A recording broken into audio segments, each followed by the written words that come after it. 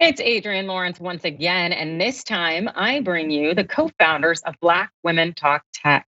That's Asoso Igudero and Regina Gwynn. Thanks for joining us. Thanks for having us. Hello, hello. Hello, yes. So you want to talk to us a little bit about what do you do at Black Women Talk Tech?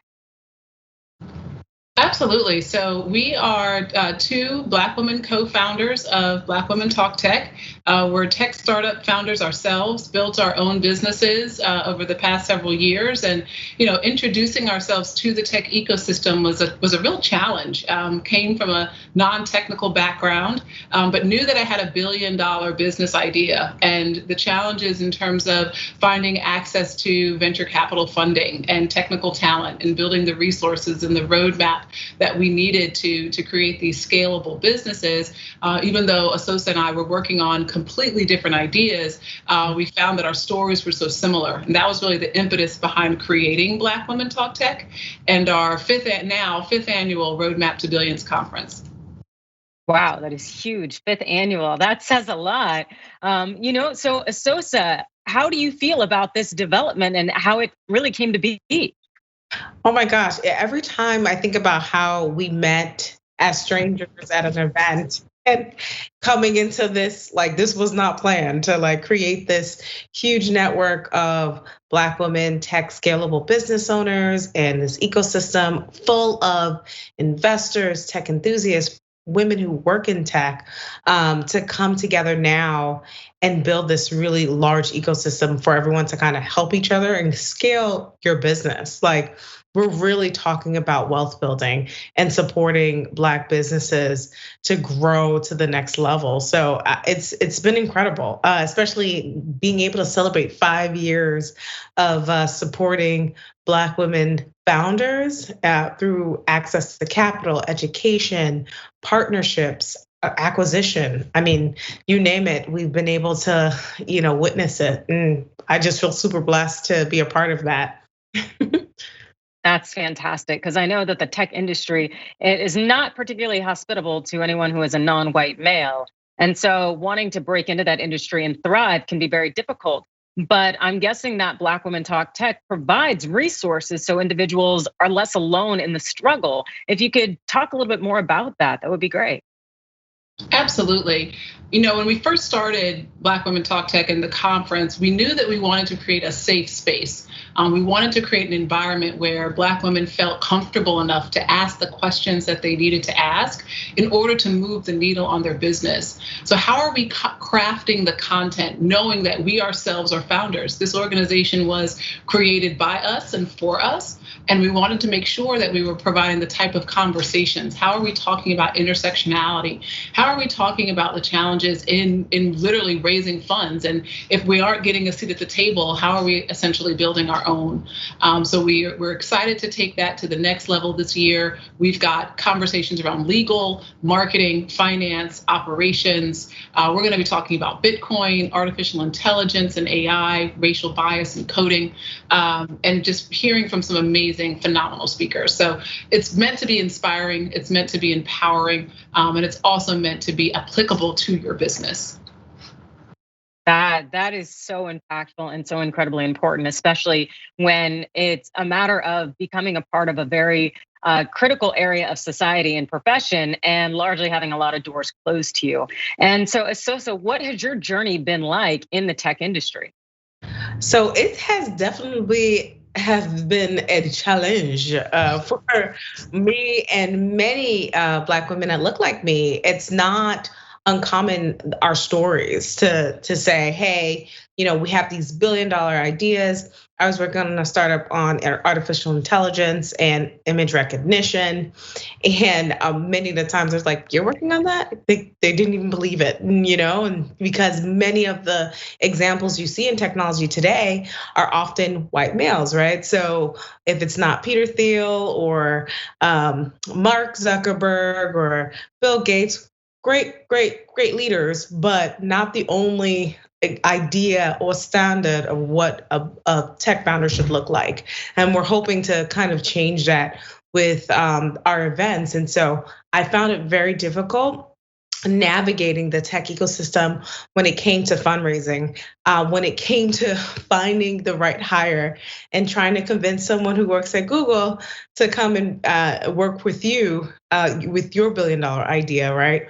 Or even just trying to figure out how to even navigate rooms of spaces that for the most part didn't look like you. So you're constantly up against all these newness, especially if you're a first time founder. It's a lot to learn, a lot to kind of develop and build upon. And so I found that truly difficult without an actual ecosystem. So I found myself trying to learn as much as I can through conferences and meetup groups, and then still kind of felt a little void because a lot of the experiences I was having, they're like, that happened to you?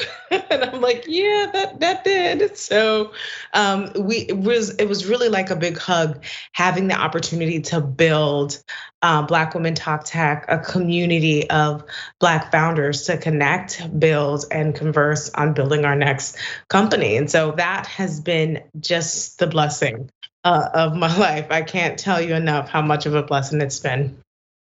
That's really amazing. And I'm wondering, kind of, can you speak to any of the fruits of your labor that have come forward, of any of the women in your group, particularly that you have seen that you say, wow, we played a role in this and we inspired this individual and supported them, and we're excited in seeing more individuals who are representative of our community out there in positions where they can make change in tech?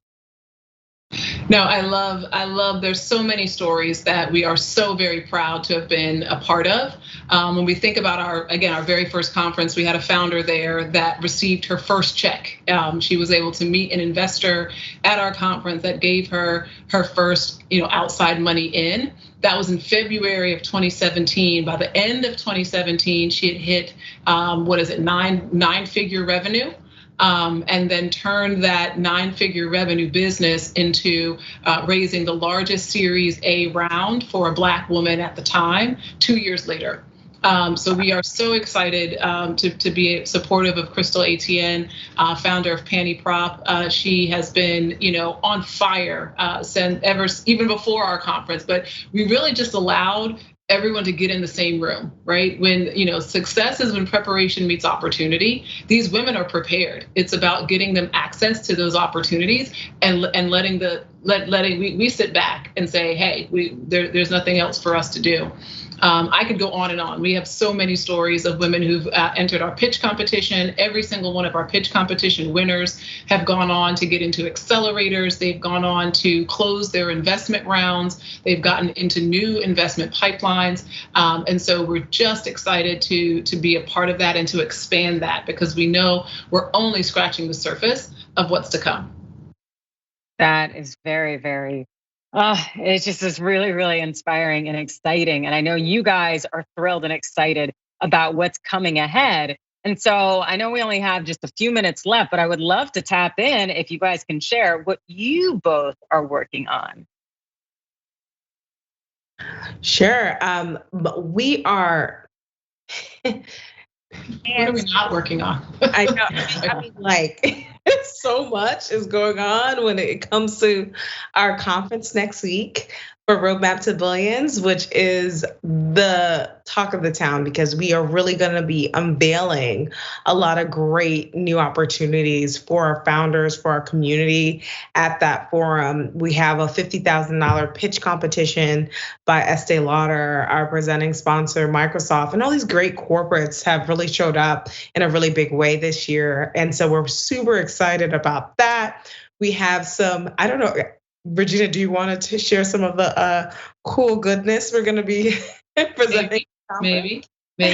We're going to be rolling out the red carpet. We've got Melody Hobson, we've got Candy Burris, we've got Timnit Gebru, ex-Googler, who's been a powerhouse around artificial intelligence, joining us next week. But what's to come? We've got Black Men Talk Tech, an event coming up in October. Black Students Talk Tech, an HBCU initiative focused on entrepreneurship and technology on the top 25 HBCU campuses. We have a new membership platform. We've got Black Kids Talk Tech. I mean, there are so many different ways that to plug into this community to expand and grow, as well as educate. You know, my dad was an entrepreneur, and so I grew up, you know, being exposed to this idea of running a business and had no idea, you know, where I would end up, but I knew that those dinner table conversations that I'd seen as a kid was something that was very, very impactful for me. So we just want to continue to build that opportunity. www.blackwomentalktech.com. If those that want to participate would love to join in. Wow. All right, then I can dig it. And also, in terms of these events that are going on, are people allowed to buy tickets? Is it virtual? Kind of how can we get in on this? Absolutely, it is a virtual conference. You can buy a ticket at blackwomentalktech.com. You can find us on Instagram, Facebook, Twitter, same blackwomentalktech.com, and use code RTB25, RTB25 to get a little special discount. So that's definitely the way you can join us next week. Excellent. Asosa Igodero and Regina Gwynn, the co-founders of Black Women Talk Tech. Thanks for joining us. Thank you for having us. Thank you.